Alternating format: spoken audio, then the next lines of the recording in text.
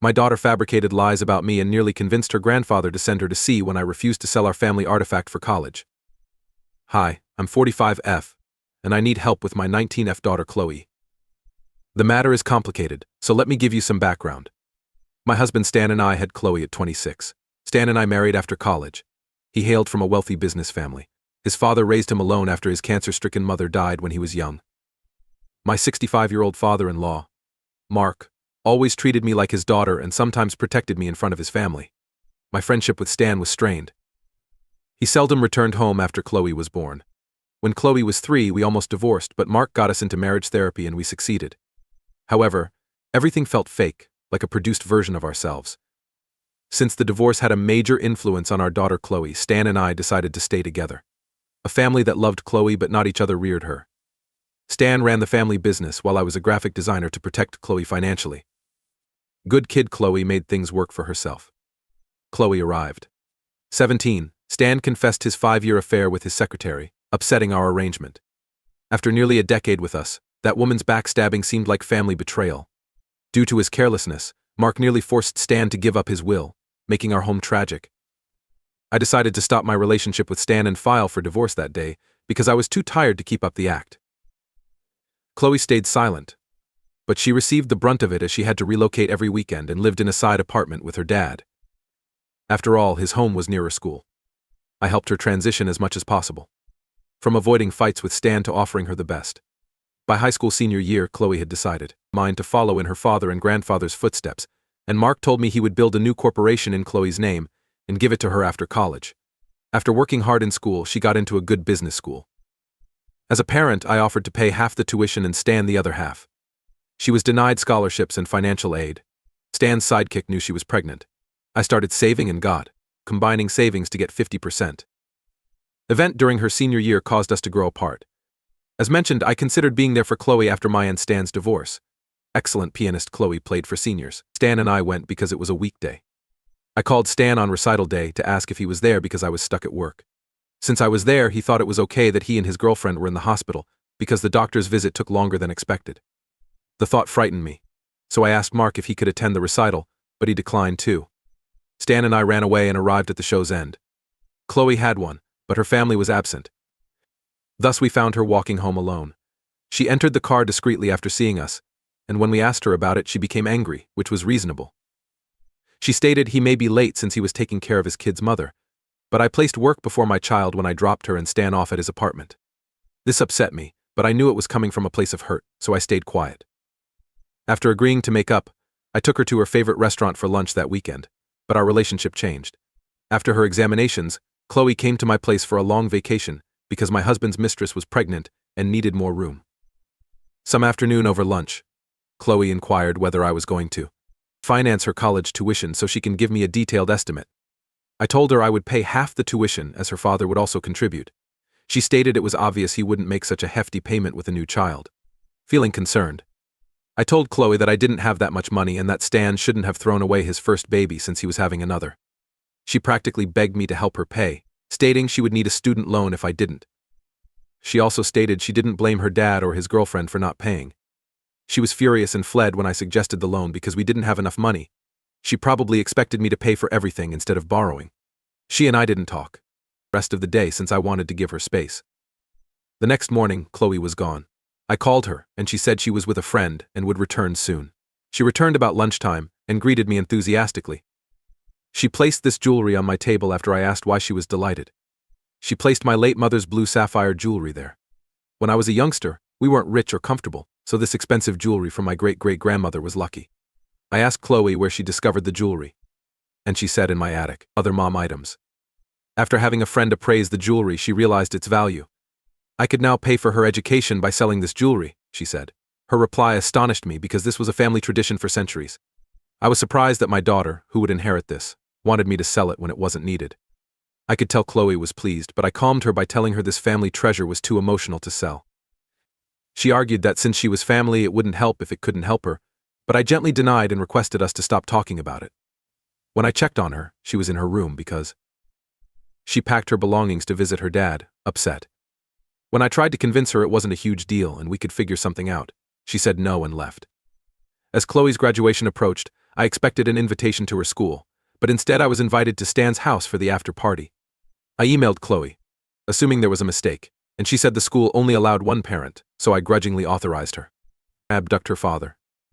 I was outraged when Chloe shared images of her graduation ceremony with Stan and his mistress on Instagram later that day.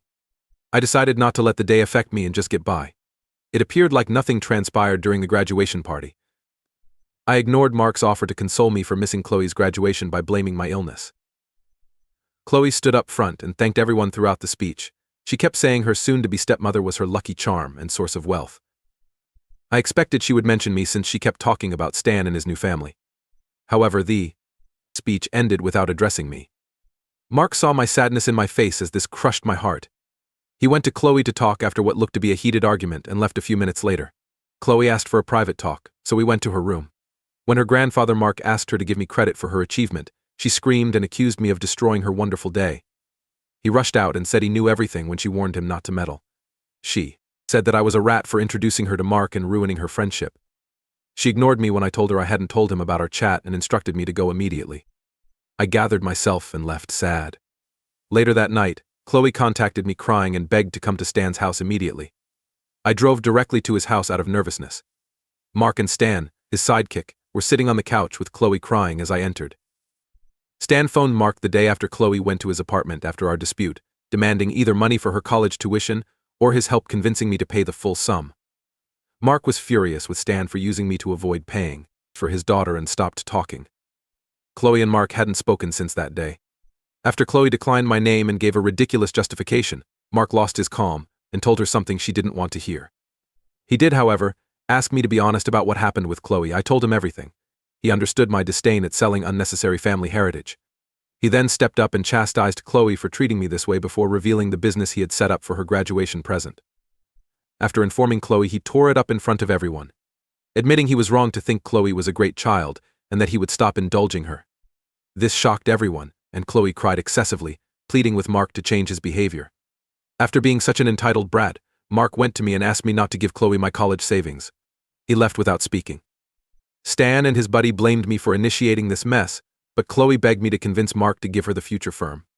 I promised Chloe I'd think about it, but I couldn't stand it and went home. Stan and Chloe bombarded me with texts the next morning urging me to talk to Mark and fix things. Even though I don't think it was my fault, I'm stressed and considering inviting Mark to dinner tonight to discuss it.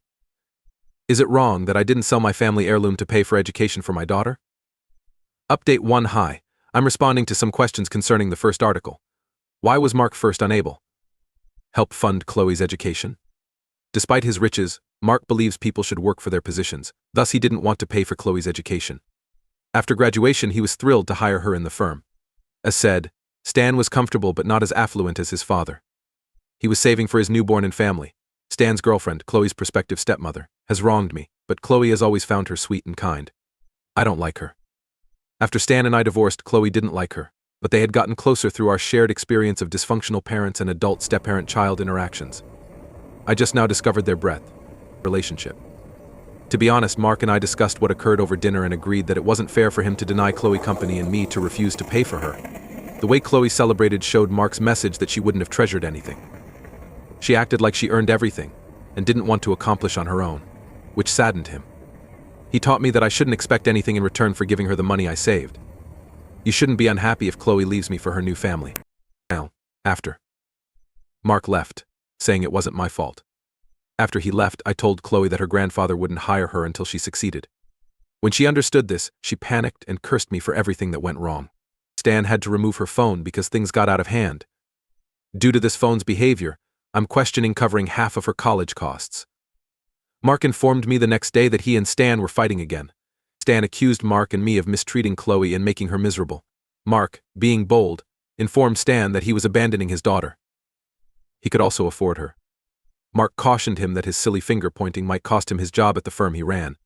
Stan stopped discussing and defending Chloe after that. His mistress tried to persuade Mark by showing how to treat family. She declined Mark's proposal to pay for Chloe because she wasn't as affluent. I tried to contact Chloe after our last talk. It seems acceptable that I no longer pay for her college since I have been banned from phoning and using social media. Education. Update 2. Nothing has happened since the last update a week ago. Even though I know giving in to my daughter will promote her conduct, I still refuse to assist her financially. Still, I regret not helping my kid with academics. This update covers what happened next. As previously stated, Chloe was distraught since she realized she would have school debt and likely wouldn't join the family business. I hate that girl, but I'm glad Chloe has Stan's girlfriend as a mental pillar. Mark thought life was over after a few days, too short to resent after losing his stepdaughter financially. He would not provide her money or any help, but wanted to talk to her about what went wrong and how we might fix things. They had lunch after Chloe agreed to see him, but it didn't go well. Everything was okay until Mark asked Chloe why she hadn't invited me to her graduation. Chloe now had an entire story about how she had urged me to pay half her tuition and ask about the jewelry to make things easy, but I reprimanded her for being entitled to persuade her grandfather. She said she invited me to the graduation despite everything. I turned down the offer and became the victim. The smart Mark double-checked with me after hearing her out, so I know about this occurrence. When Mark asked me about turning down the offer, I cried because I thought Chloe had gone to spite me. But not only did I tell him the truth, I made it clear that I wasn't invited. Graduation intentionally by presenting him the discussions Chloe must have forgotten before lying. Mark was displeased and told Chloe they wouldn't date until she stopped lying. I texted her using Mark's phone to tell her I didn't want to talk to such an unappreciative youngster. Stan's girlfriend texted me a few times, calling me names and damaging her family, so I blocked her since she wasn't worth my time. Update 3: I never envisioned reaching this stage and needing to update so quickly. Chloe decided after talking to Mark that making up a tale and spreading it was the only way to win people over. She made me the adversary by posting videos on TikTok claiming I was a poisonous mother and had fabricated various childhood incidents. She even made rude statements about my union with Mark. My coworker who follows my kid told me of the issue since I don't utilize these new social media platforms. I emailed Stan, Chloe, and his girlfriend, Stan, to say that all boundaries had been crossed, threatening to sue them for defamation if they didn't remove the video immediately. My workmate assured me that the post got few views, so I didn't need to worry. Mark decided to send Chloe a similar email after realizing what transpired.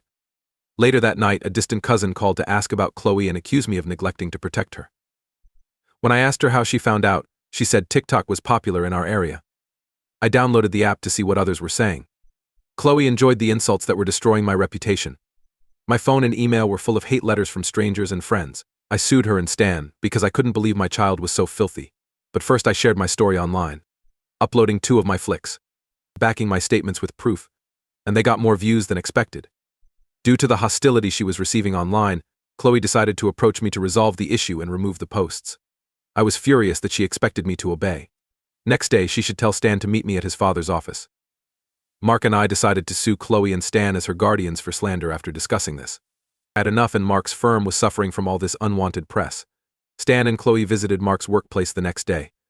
Mark notified Stan and Chloe about his defamation lawsuit with his attorney. Chloe immediately deleted her TikToks to destroy evidence after being scared by the prospect of going in court for her short flicks. After Mark showed her the video screenshots, she cried like a crocodile, pleading with him to quit damaging her future. Stan tried guilt-shaming me into returning the case, but I told him to stop since he didn't stop the tragedy. Meddling now. This is distressing, especially when it comes from your child. I'm taking a break from social media and will read the comments when I return. Since the issue is addressed, and I'm sharing this after a few months, this is likely the last update. Thanks also to everyone who gave comments. I appreciate your help. Especially with Chloe, much has changed since last time.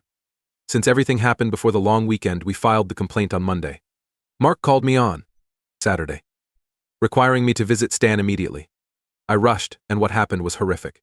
Stan and Chloe returned home and fought after we told them the scenario. Stan's girlfriend was hospitalized for shortness of breath. After the test, she took the child home safely. Since she felt horrible about compromising her health, Chloe tried to apologize, but they fought. Give Stan's girlfriend space, Chloe was advised.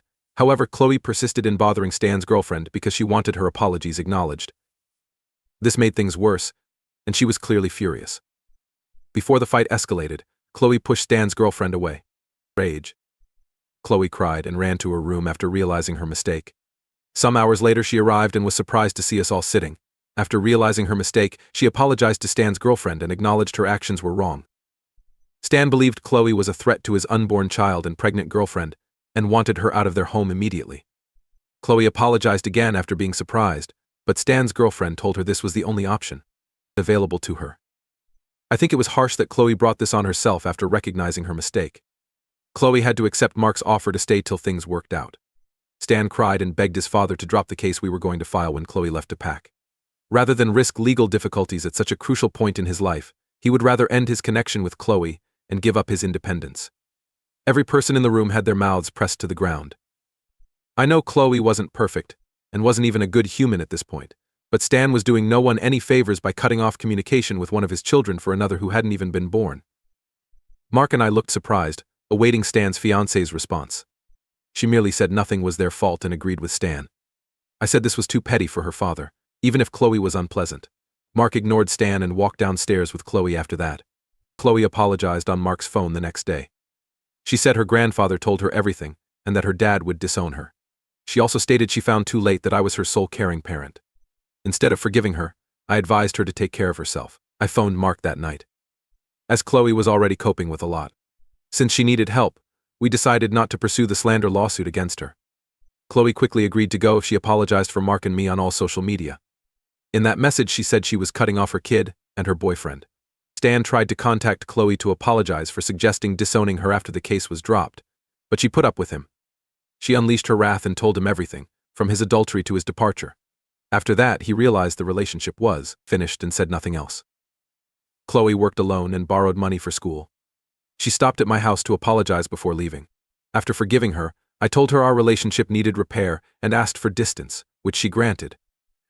Chloe is receiving mental health therapy and working near her college campus. We want to invite her over for the holidays, despite our silence. Mark spends little time with her, even though Stan and his new family are doing well. He told his father he regretted breaking up with his daughter.